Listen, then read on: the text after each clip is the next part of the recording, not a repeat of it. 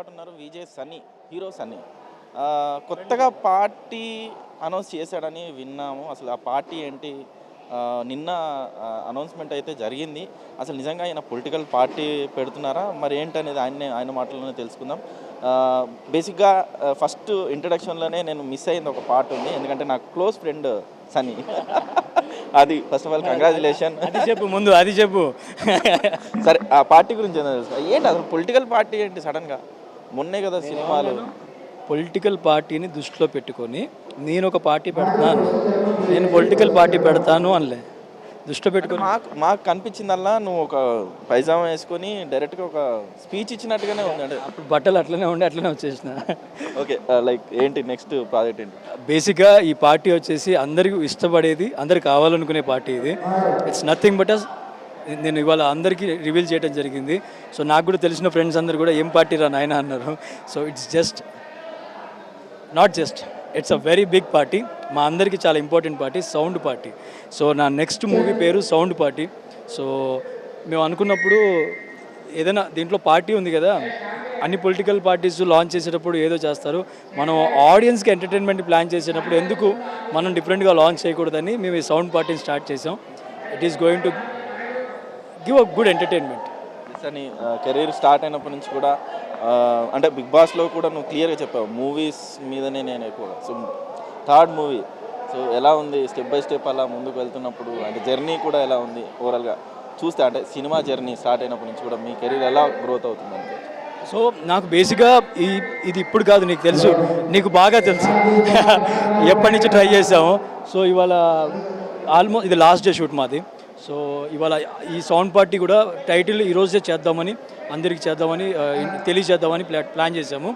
So movie journey ఎలా ఉంటుందంటే darling, ఉంటాయి ఎక్కడైనా ఏ ప్రొఫెషన్లో ఇబ్బందులు ఉంటాయి కానీ బట్ మనకి ఇష్టమైంది మాత్రం మనం ఎంత కష్టపడ్డా ఎంజాయ్ చేస్తున్న ఫీలింగే ఉంటుంది. సో నాకు ఎప్పటి నుంచో ఇది నా ప్లేస్, ఇది మా మమ్మీ కూడా చెప్పింది త్యాగం చేసేసారి, బట్ త్యాగం కాదు, షీ లవ్స్ ఇక్కడ నేను ఉండడం. సో ఇలాంటి ప్లేస్కి రావడం చాలా happy. And more over cinema అనే ఒక అద్భుతమైన ప్రపంచం నేనే కాదు చాలామంది ఇష్టపడతారు. నాట్ ఓన్లీ మీ, ఇంట్లో టీవీ చూసేవాళ్ళు, సినిమా చూసేవాళ్ళు అందరూ ఇష్టపడేదే, కానీ కొందరు రావాలనుకుంటారు, ఆ కొందరిలో నేను ఒకడిని. సో నాకు నిజంగా హ్యాపీగా ఉంది. సో సౌండ్ పార్టీ, ఈ పేరు ఖచ్చితంగా అందరికీ రీచ్ అవుద్ది. అండ్ ఈ సినిమా ద్వారా ఇంత ముందు కంటే సన్నీని ఇంకా కొంచెం బెటర్గా చూస్తారని నమ్మకంతో చేస్తున్నాను. అంటే నీ కెరీర్లో స్టార్ట్ అయినప్పుడు సకల గుణాభిరామ ఫస్ట్ మూవీ, అంటే బిగ్ బాస్ కంటే ముందే అయ్యింది. సరే, నెక్స్ట్ ప్రాజెక్ట్ వచ్చేసరి ఏటీఎం, సీరియస్గా వెళ్ళినటువంటి role, and that Masi, complete ఒక మాస్ ఎలిమెంట్స్ అన్నీ నీలో కనిపించాయి. సీరియస్ ఊరమాస్.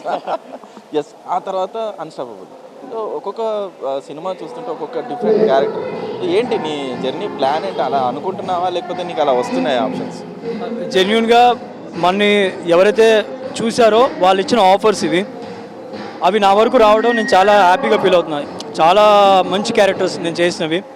నాకు అన్నిటికంటే బాగా ఇష్టమైంది ఏటీఎం, కొంచెం ఎక్స్పెరిమెంటల్ అది.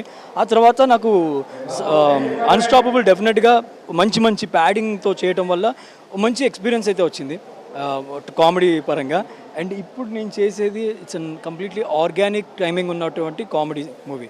సో మేము ప్లాన్ చేసింది ఏంటంటే ఇందులో ఎటువంటి ఒక కామన్ ఆడియన్ కూడా, ఇంట్లో ఉన్న ఆడియన్ కూడా ఈ యొక్క జనరల్ లాంగ్వేజ్ని యూజ్ చేసి మనం ఎలాంటి ఫన్ని జనరేట్ చేస్తాం అనేది ఈ concept. And I should thank my entire team. చాలా బాగా వచ్చారు. అండ్ ఎక్కడ కాంప్రమైజ్ కాకుండా ఈ సౌండ్ పార్టీని ప్లాన్ చేసాం. సో ప్రతి ఒక్కరు సౌండ్ అవ్వాలన్నదే కోరిక, బట్ అది ఎవరు చేస్తారు? ఆయన. So we're giving our best. ఈ మధ్యలో కూడా లైట్ కొన్ని చిన్న ట్రోల్స్ అయితే నీ మీద వచ్చాయి, సోషల్ మీడియా నుంచి కావచ్చు అవన్నీ. సో వాటిని ఎలా, అంటే లైక్ ఎలా ముందుకు తీసుకెళ్తున్నావు? అది నిజమేనా? అసలు ఎందుకు అంత ట్రోల్ అయింది ఈ మధ్యకాలంలో? మచ్చా, ఇప్పుడు అన్నోళ్ళు మనోళ్ళే, బయటోళ్ళు కాదు. ఇప్పుడు బయటోడు అంటే మనం ఏమన్నా అంటాం, మనోడు అంటే నవ్వుతాం. మనోళ్ళు అన్నప్పుడు నేను అస్సలు ఆ విషయంలో ఎప్పుడు బాధపడను. ట్యాగ్ లైన్స్, థంబ్నెయిల్స్ అవన్నీ వాళ్ళ మనసు నుంచి వచ్చాయి. కొంతమంది మనసు నుంచి రావయ్యి. జస్ట్ లోపల సబ్జెక్ట్ తెలియడానికి మనకు ఆ ట్యాగ్ లైన్ పెట్టి లోపలికి వెళ్ళాక మన విషయం ఏంటో చెప్పడానికి చేసినటువంటి ఇది. నాకు ఎప్పుడు కూడా వాళ్ళంటే మేము ఎప్పటి నుంచో, నీకు తెలియదేమో, కలిసి పనిచేసాం, కలిసి వర్క్ చేసాం. I know how it feels. నేను ఒకటే రిక్వెస్ట్ ఏముండేదంటే, ప్రతిసారి నా రిక్వెస్ట్ ఏంటంటే, ఒక్కరిద్దరు చేసిన దానికి అందరికీ ప్రాబ్లం అవుతుందన్నమాట అది. సో మనకి మనం సాయం చేసుకోకపోతే బయటోడు చేయలేడు డార్లింగ్. సో మనుషులు అన్నాక అందరం కలిసిమెలిసి ఉండాలనేదే ఒకటే ఇది. ఇవాళ నిజంగా చెప్పాలంటే చాలామంది పాజిటివ్గా సపోర్ట్ ఇస్తున్నారు. ఎందరో కొందరు నెగిటివ్గా వెళ్ళినప్పుడు ఆ కొందరికి కొంతమంది సపోర్ట్ ఇస్తున్నారు, కొంతమంది ఇవ్వట్లేదు. సో ఆ నెగిటివిటీ నేను పట్టించుకోను, పాజిటివ్ మైండ్తో వెళ్ళాలని అనుకుంటాను. ఇవాళ నేను కొన్ని విషయాల్లో బాధపడ్డది ఎప్పుడంటే, అరే తెలిసిన వాళ్ళు కూడా కొన్ని మాటలు అన్నారు. అప్పుడు నేను అనుకున్నా, అరే మచ్చా మనం ఏదున్నా కానీ బయట చూసుకుందాం. ఈ సొసైటీలో కొందరిని చూసి ఇంకొందరు ప్రయత్నం చేస్తారా, అట్లీస్ట్ ఆ స్కోప్ ఉంచుదాం, పడేయద్దు.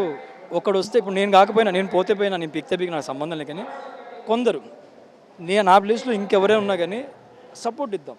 ఇంకొందరికి అవకాశం వస్తుంది, ఇంకొందరికి అవకాశం వస్తుంది అనేది నా మైండ్ సెట్ ఎప్పుడు. బికాజ్ ఇక్కడ నీకు తెలియదు డార్లింగ్ ఎంత ఇది ఉంటుందో. బట్ యా అది బాగుంటుంది, కానీ ట్రై చేసేంతవరకు. బట్ మనోళ్ళు అన్నప్పుడు నేను ఎప్పుడు దాన్ని సీరియస్గా తీసుకోను, పిచ్చ లైట్ అది. Okay, all the best for sound రావాలి. నాకేదో న్యూస్ వచ్చింది, నా మీద నువ్వు ఏదో మీమ్స్ రాసావంటే. కానీ బాగుంది డార్లింగ్, అవి నిజంగా ఫన్ ఉంటాయి. Thank you so much. Thank you very much. All the best.